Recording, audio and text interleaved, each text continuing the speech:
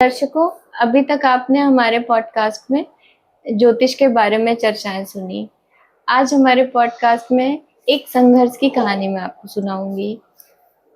आज हम आपको एक शख्स से मिलाना चाहेंगे जिसकी संघर्ष की कहानियां सुनाएंगे और उन्होंने अपने संघर्ष से सफलता की सीढ़ियां प्राप्त की हैं। मिलाना चाहूंगी प्रवीण इंटरप्राइजेस के फाउंडर मिस्टर करुणेंद्र दुबे जी से और उनकी धर्मपत्नी सीईओ रिंकू उपाध्याय जी से। नमस्कार सर। नमस्कार मैम। आप सबका बहुत बहुत स्वागत है। सर, मेरा पहला प्रश्न है, आपकी क्वालिफिकेशन क्या है? हमारी क्वालिफिकेशन बीएससी होटल मैनेजमेंट है, जो कि आगरा हेरिटेज से हमने किया हुआ था जी। यही क्वालिफिकेशन ही है अपनी। मैम, आपकी क्वालिफिकेशन क्या है? मेरी क्वालिफिकेशन 12th मैंने अपने गांव कादीपुर से किया हुआ है। उसके बाद मैं इलाहाबाद आ गई। इलाहाबाद यूनिवर्सिटी से ग्रेजुएशन पीजी किया, फिर कानपुर यूनिवर्सिटी से बीएड किया हुआ है, नेट क्वालिफाई हूँ मैं। और फिर मैंने गाजियाबाद से एमबीए किया है। एमबीए करने के बाद मैं जॉब में आ गई प्राइवेट सेक्टर। जी सर, मेरा सवाल आपसे है कि आपने पढ़ाई के बाद जॉब के लिए क्या क्या किया? हमारा क्वेश्चन है इसमें, मैं आगरा हेरिटेज से अपना होटल मैनेजमेंट किया। उसके बाद उसमें चलता है इंडस्ट्रियल ट्रेनिंग, चलता है वोकेशनल ट्रेनिंग चलता है, जो कि इंडस्ट्रियल ट्रेनिंग हमने गोवा से चालू किया था। गोवा में होटल में किया था तो वो इनकम्प्लीट कुछ हुआ था। फिर उसके बाद हम लखनऊ गोल्डन ट्यूलिप में किए। इंडस्ट्रियल ट्रेनिंग कंप्लीट होने के बाद हमारा फर्स्ट जॉब हमारा जीपी पैलेस आगरा था। जी। आगरा में हम जॉब किए, वहाँ पे 2.5 ईयर लगभग किए।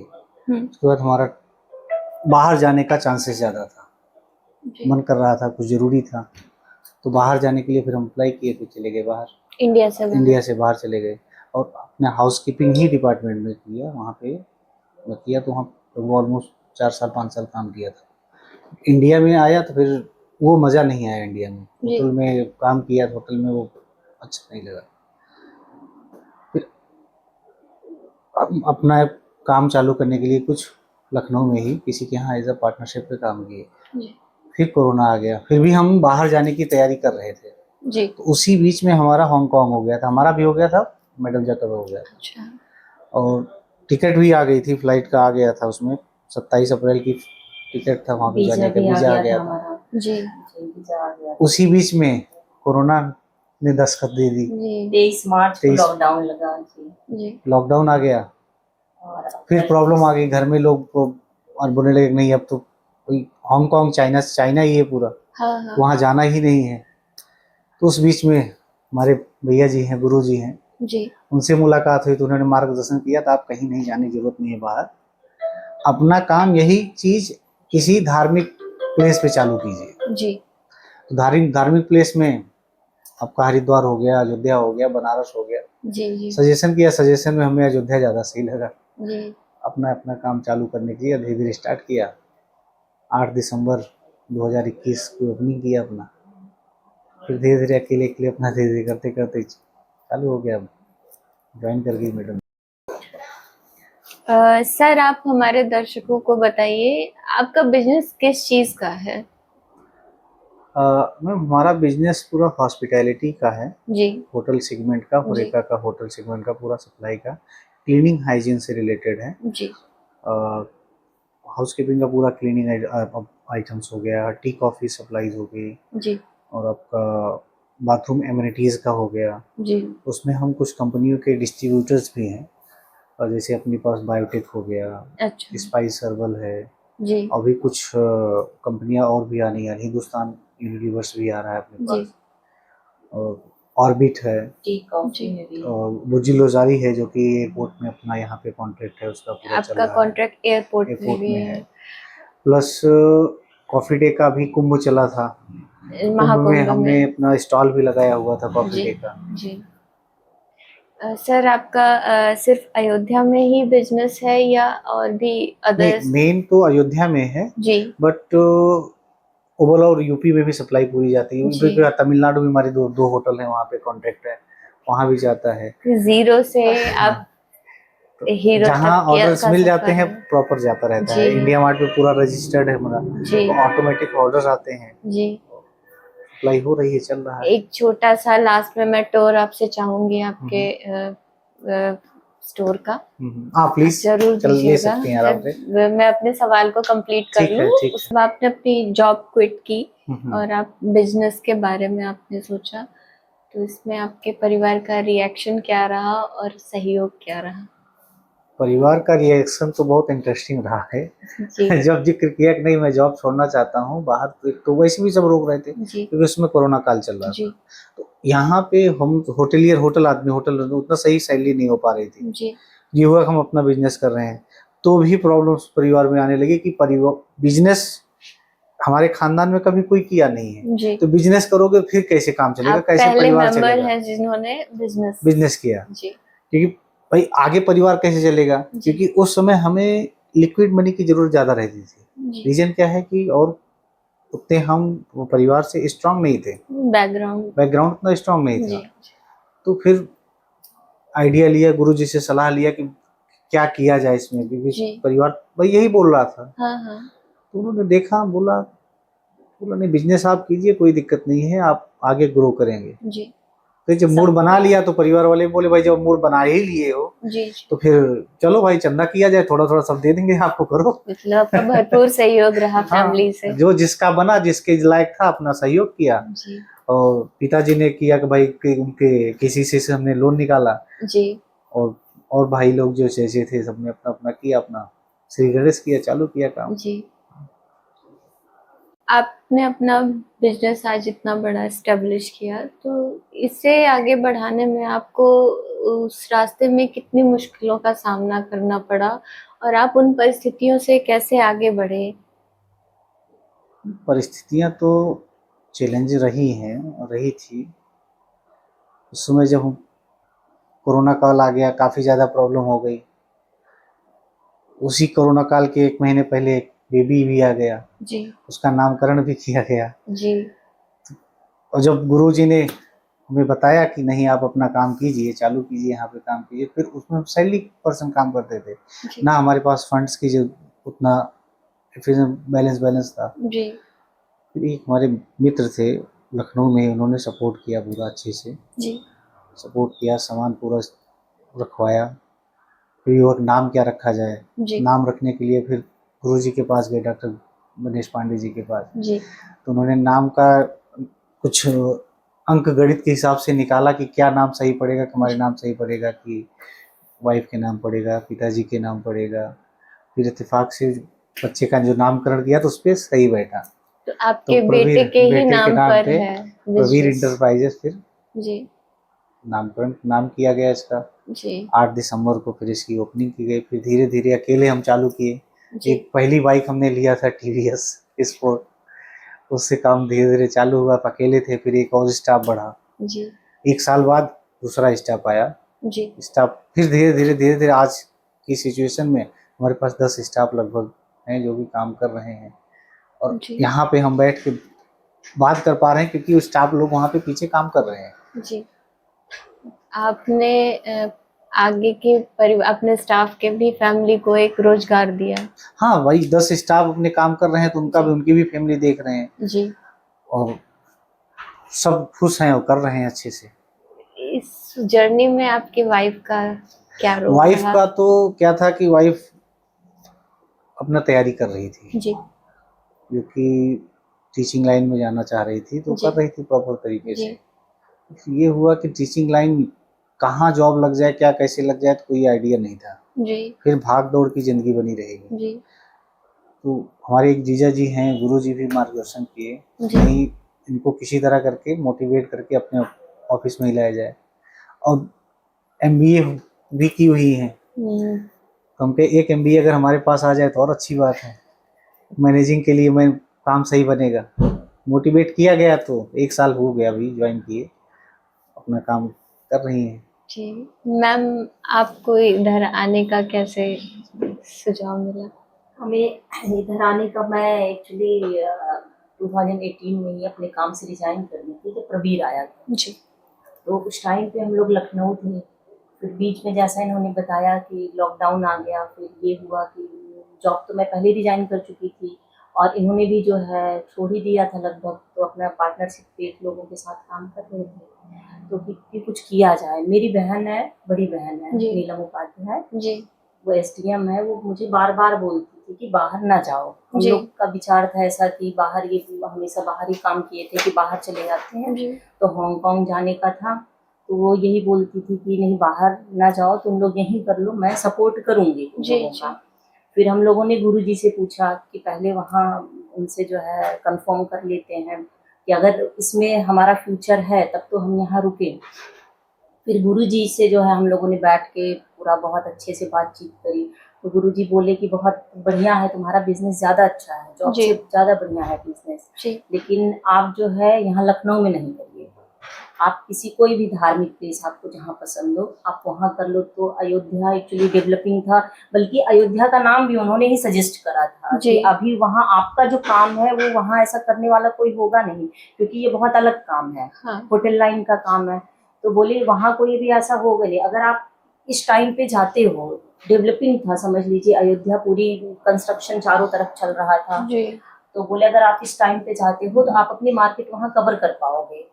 तो जो गुरुजी हैं गणेश पांडे जी, उन्होंने ही हम लोगों को जो है अयोध्या सजेस्ट भी करा था। बोले बाकी आप देख लो, और भी तमाम जगहें हैं, धार्मिक प्लेस हैं, बाकी अगर अयोध्या आते हैं तो बढ़िया रहेगा। तो ये हमारे घर के पास भी था, तो हम लोग सोचे कि सही रहेगा यहीं पे जो है स्टार्ट करते हैं। तो पहले ये अकेले आए जी, फिर इन्होंने ये जहाँ आज हम बैठे हैं ये मुझे वीडियो कॉल पे दिखाया कि देखो यहाँ रूम है। मैंने कहा ये तो गांव है, कहाँ गांव में ले लिया आपने।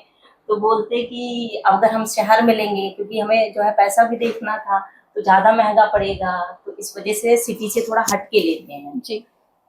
लेकिन आज आप देखिए पूरा हाईवे बना हुआ है, इतना डेवलप हो गई है अयोध्या की। जिस टाइम हम लोग 4-5 साल पहले ऐसा लगता था कि गाँव में बैठे हैं जी।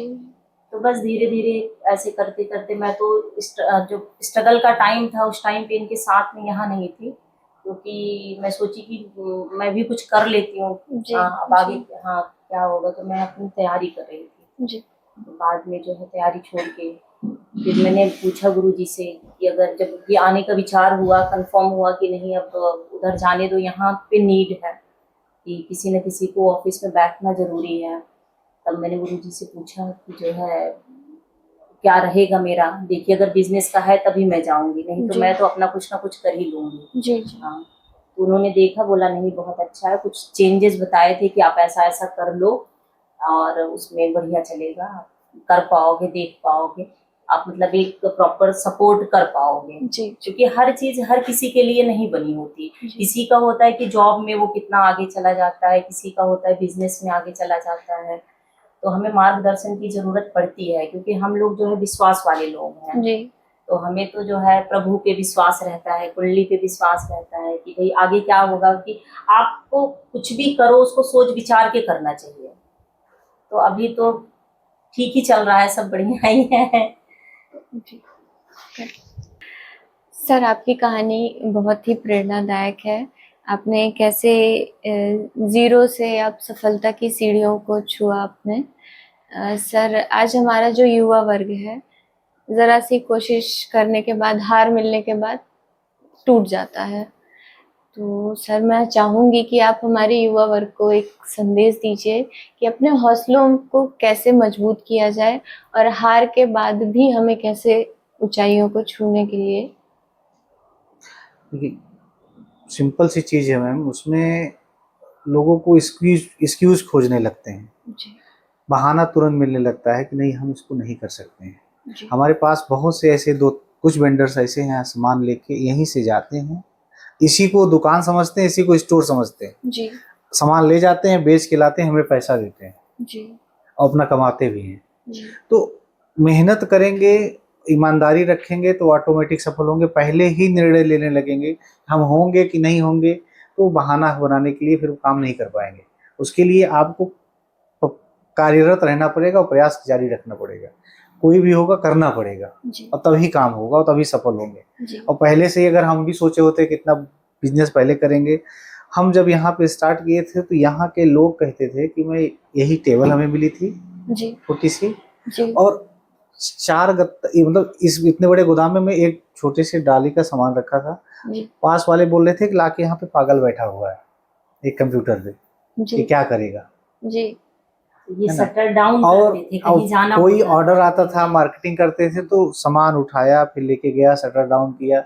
लोग रूमर करते थे कि ये 1 महीने में 4 महीने में छोड़ के भाग जाएंगे। जी और आज वही लोग कोई जॉब के लिए पूछता है, भैया देख लो पहले, वहां तो नहीं मिल जाएगा, कि प्रवीण इंटरप्राइजेज जाइए, आपको हो सकता है मिल जाए वहाँ। तो इसके लिए लगना पड़ेगा और मेहनत करना पड़ेगा, हारना नहीं पड़ेगा। हारने का भाई, 1 साल बाद भी मैं 6 महीना 7 महीना तो घर से पैसा लगाया हूँ जी और पहले से ही सोचने लगते नहीं, अब तुरंत हमें प्रॉफिट ही चाहिए, निकालना पड़े। घर वालों ने हमारे इतना सपोर्ट किया कि हमने बोला कि भाई देखिए, हमें 5 साल कहीं से कुछ भी नहीं बोलना है कि हम कुछ सपोर्ट कर पाए। जी और सपोर्ट किया, किसी ने ये नहीं बोला कि नहीं आप हमें दीजिए, आप कमा रहे हो या कर रहे हो, कुछ कर रहे हो। अगर हमने बोला कि नहीं हमें नहीं, अभी नहीं हम कर सकते हैं, तो कोई किसी ने फोर्स हमें नहीं किया किसी भी तरह, सब सपोर्ट किए। तो वही चीज हम उसमें लगाते गए, वही चीज हम आज लाए और उसको हम उड़ा के खर्च कर लिए होते, तो फिर आज की जगह जो स्टाफ है, हम एक की जगह हम भी बाहर हो जाते। जी यही है वो कहानी। मैम, आप भी 2 शब्द जरूर बताइए हमारे युवा वर्ग को। आपने तो संघर्ष साथ में ही किया दोनों लोगों ने। मेरा मानना ये है कि कोशिश करने वालों की हार नहीं होती है। जी अगर आप किसी भी काम में, कोई भी काम हो, कोई काम छोटा बड़ा नहीं होता। अब ये है कि आपको क्या सूट कर रहा है। जी आप जो भी कर रहे हो, जहाँ भी कर रहे हो, आप उसको जो है करते रहिए, करते रहिए, एक दिन सफलता जरूर मिलेगी। जी हमें हारना नहीं चाहिए। जी बिल्कुल, कभी नहीं हारना चाहिए। क्योंकि मैं एक्चुअली क्या कि तैयारी करके आई हूँ, वहाँ पे आप देखते हो कि सारा अटेम्प्ट खत्म हो जाता है, जी लास्ट मोमेंट पे जो है हाँ आपका रिजल्ट पॉजिटिव आता है। और मैंने जो देखा है कि अगर आप लगे हो तो कहीं ना कहीं आपको सिलेक्शन मिलेगा ही मिलेगा। जी जी क्योंकि मेरा बैकग्राउंड वही है, मेरे फ्रेंड्स ज्यादा उसी सर्कल में है। तो हाँ, आज हर कोई कहीं ना कहीं अच्छी जगह पे है जो लगातार लगा रहा, छोड़ के नहीं गया। तो बस एक ही उसका मंत्र है कि आप अपने काम में लगे रहो, सफलता एक ना एक दिन मिलेगी जरूर। जी करके बहुत अच्छा लगा। जैसा कि हमने बोला था कि आप अपने स्टोर का एक छोटा सा टूर हमें दीजिए। हाँ चलिए, मैं दिखाता हूँ, स्टाफ से भी मिलवाता हूँ ऐप में। चलिए, आपसे जिक्र किया था जी 1 साल बाद हम फिर हमारे पहले स्टाफ आए, हम और आशीष जी स्टार्टिंग से जब चालू किए, फिर यहाँ से बाद में हम यही काम करते करते अब ये आज यहाँ पे कि यहाँ के मैनेजर हैं जी पूरा देख रेख हर चीज इन्हीं के भरोसे हम, मतलब कहीं भी हुआ, मार्केटिंग करना हुआ, कुछ भी हुआ, और भी पार्टीज के पास जाना हुआ, पूरा चीज यही देख रहे हैं। और स्टाफ हमारे अब अकाउंटेंट साहब हैं, पूरा ये देख रहे हैं सिस्टम पूरा। और शाम हो गई है तो और स्टाफ निकल चुके हैं। अब पूरा पैकिंग का सिस्टम पूरा जिम्मेदारी, एक स्टाफ ऐसा भी था हमारे पास जिसको प्रॉब्लम हुआ कि 25 पीस भी अगर देना हो तो उसमें भी कमी आ जा रही थी। और आप आई हैं तब से एक प्रॉब्लम नहीं आती है गिनती में, पैकिंग में, किसी कस्टमर का कोई भी कंप्लेंट, और पूरा किसका कितना पैक करना है, क्या करना है, प्रॉपर तरीके से अपना उस हिसाब से रखी रहती है। कितनी इन्वेंट्री क्या हो रही है, कम हो रहा है, पूरा बताती रहती है। पूरा अपना काम ये कर रही है। और आशीष जी हैं पूरा अपना ये हुए हैं, ये हमारे केमिकल्स हैं जिनके हम केमिकल्स के पूरा डिस्ट्रीब्यूटरशिप हैं। कुछ लगे हुए हैं, गोदाम तो अपना बाहर है, भी डिस्प्ले यहाँ पे पूरा सही से करवाना है ना। केमिकल्स हो गई, टी सप्लाई हो गई, लगी हुई है। ये हमारी पूरा टी प्रोडक्ट हो गया कंप्लीट, जो है होटलों में टी सप्लाई होती है, टी, कॉफी, मिल्क, शुगर। ये हमारा जैसे मधु जयंती टियामी का चाय का सप्लाई, जैसे होटलों में इसके सेंट्रलाइज कॉन्ट्रैक्ट होते हैं। ये हमारे शुगर्स हो गए जो होटलों में दिया जाता है, मिल्क हो गया। इसके बाद आ जाते हैं हम अपना कॉफी डे, ये कॉफी डे का है, सीसीडी कैफे कॉफी डे का। ये सब पूरा सप्लाई करते हैं, इनकी मिल्क हो गई, इनके पूरे प्रोडक्ट आते हैं पूरा होटल से रिलेटेड। इसको वहाँ पे रखना, ये इसमें लूज टी आ जाती है, ओपन बॉक्स में लूज टी आती है। टी सप्लाई की सारी रेंज है, वैरायटीज ऑफ टी हो गई, अब सारा नाम तो यहाँ नहीं ले सकते हैं, जी। उसको यूज करेंगे तो आइडिया रहता है। जी। बाथरूम एमिनिटीज का हो गया, यहाँ पे बायोटेक की सामान तो नहीं होगा, बायोटेक का डिस्प्ले थोड़ा बहुत लगा हुआ है यहाँ पे, जी। तो जो बाथरूम एमिनिटीज में आ जाते हैं। बस यही है, सब चल रहा है। हैं? जय श्री राम। जय श्री राम।